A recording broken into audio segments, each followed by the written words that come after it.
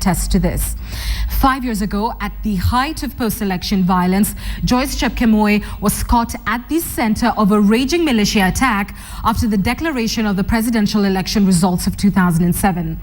They slaughtered her husband and burnt her face right in front of her children.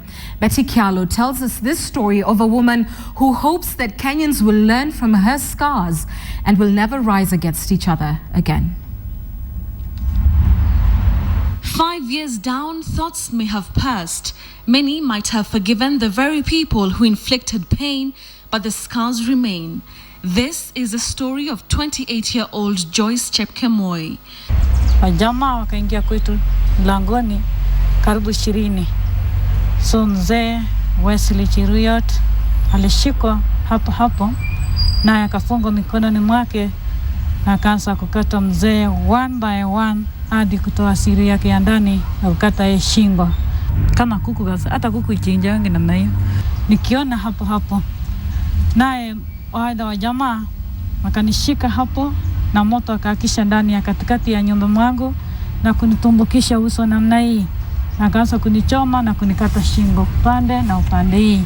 What had followed next was a 9-month painful recovery in hospital and later the birth of Brian Kiplangat, her third-born child. Going back home was not easy, having to start afresh with nothing to her name. Tabu kuna brangeti, gunia tu ya kuchufunika kwa nusu. Watoto nilikuwa nafunika gunia, kapata birika kidogo nikapewa na mama nyingine, na sufuria nyingine ilikuwa imetoboka nikaweka unga, nilikuwa napikia watoto sasa. But what made it worse was the realization that people would look at her differently. In fact, her friends turned away, saying she was now an outcast. But nothing compares to the pain of a mother when her own children become afraid of her. The young ones constantly asking her when she would get her face back and look like other moms. Hata anakuambia usikuje, tuna fulani, patia pesa fulani, wanakataa nigende na school fees. Wanatuma mtu kabisa juu ya tabu ya uso. This was just the tip of the iceberg for Joyce. Just a week before I met her, she had undergone a corrective eye surgery.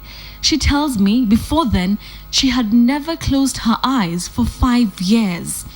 When it was time to sleep, she would simply cover herself with a bedsheet and wait for sleep to take over. Huyo nilikuwa najifunika blanketi katikati, alafu nasika leso, najifunika macho. Juu watoto wakiniangalia macho, anasema fundi. Tena hiyo vitu za blanketi, huwa inaniingia macho ndani.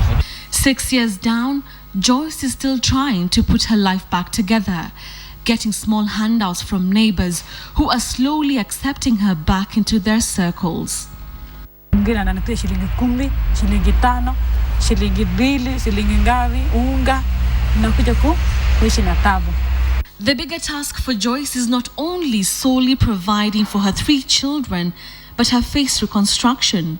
Julius Rono has been her rock. He shows us just what is remaining for Joyce to have her face back.